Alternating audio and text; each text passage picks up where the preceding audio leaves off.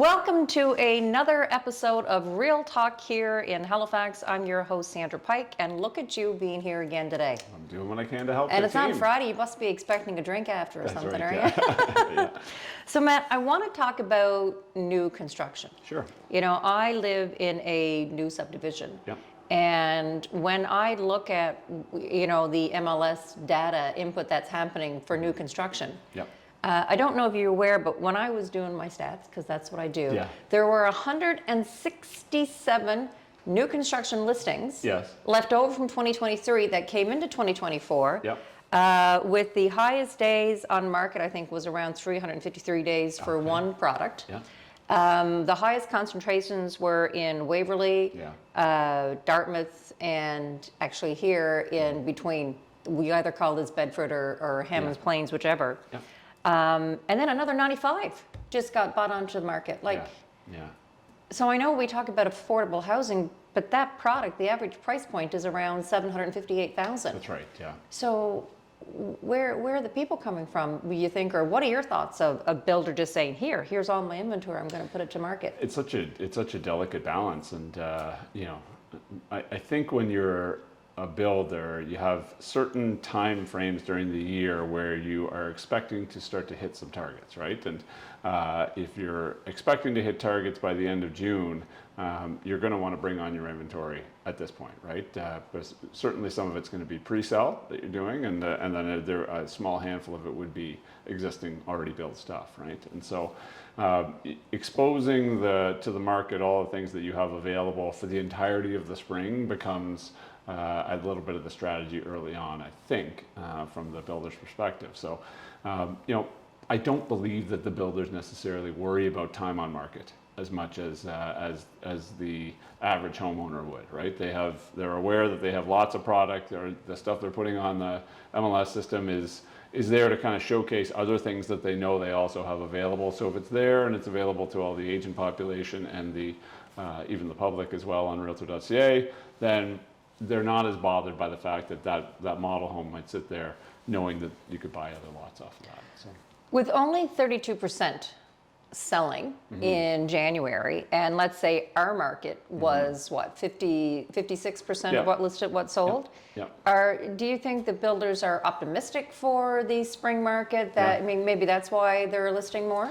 Yeah, but when I say the delicate balance, you certainly have to be careful not to I guess flood the market with listings, because then you take the urgency out of the buyers, right? Who maybe want to buy that home and feel like, oh, I better act quickly to be able to, you know, get the one that I want, right? So I do think that there is some optimism in the builder community and the developer community right now. You know, you can't open all Nova Scotia right now without reading about a new subdivision that's opened or been approved, gotten their development agreement, whatever the case is. And so there's an awful lot of optimism that's out there right now. I think some of it tied to interest rates, some of it tied to rising confidence, and some of it just tied to population and demand that they know is out there. Now, you know, you touched on something that I think is relevant though at the beginning as well, is that the product that's being built doesn't necessarily match the consumer that is out there looking for the product that they need, right? And so that's something that I think that community needs to think a lot about as well.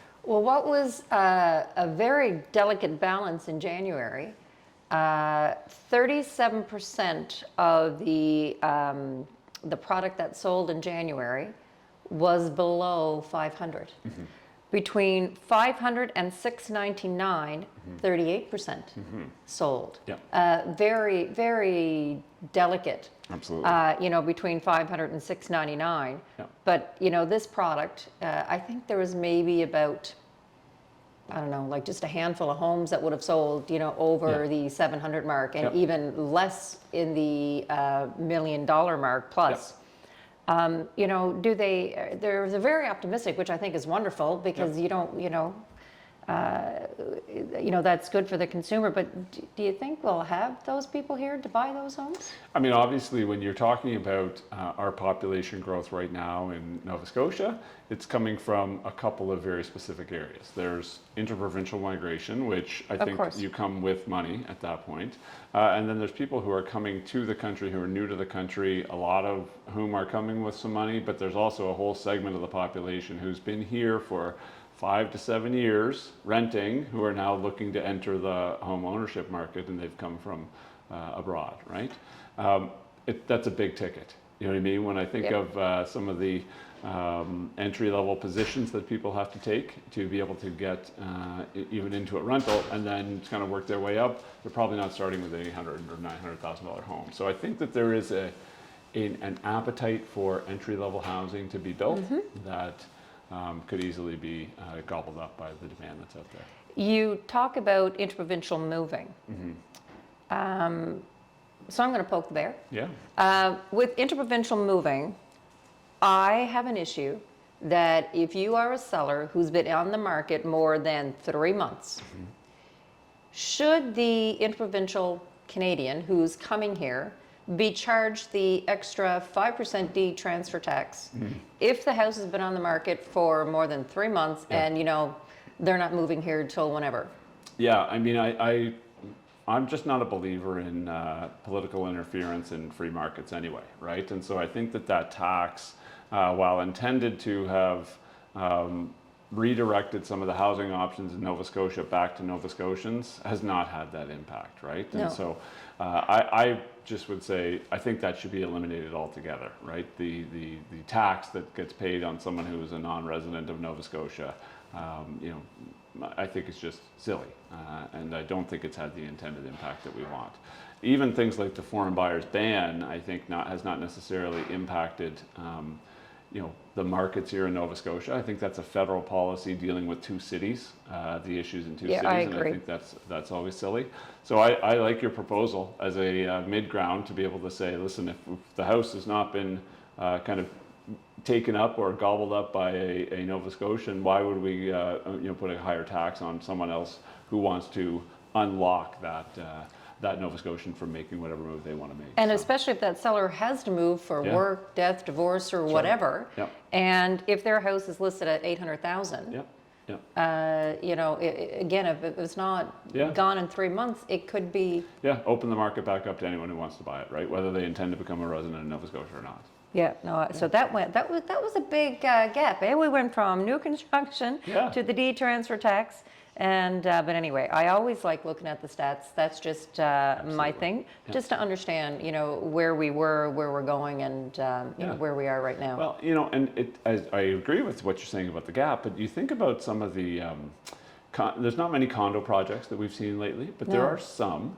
Yeah. And when you think about who often is buying those condo projects, it's people who might be investors, who maybe don't live in Nova Scotia but want to rent them out and house Nova Scotians, or their kids are coming to university here from Toronto and they want to buy and invest in our province, and they're still going to be occupied. These aren't going to sit vacant. Like I you've had seen in other 2 cities. clients this week. One was from London, the other was from Toronto.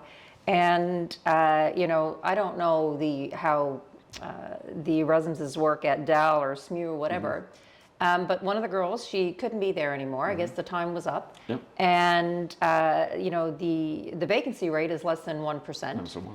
So he's calling me like, yeah, I think I'm going to have to, you know, get something for my daughter. She's going to school there. And, you know, the budget, you know, is 400 and change, whatever.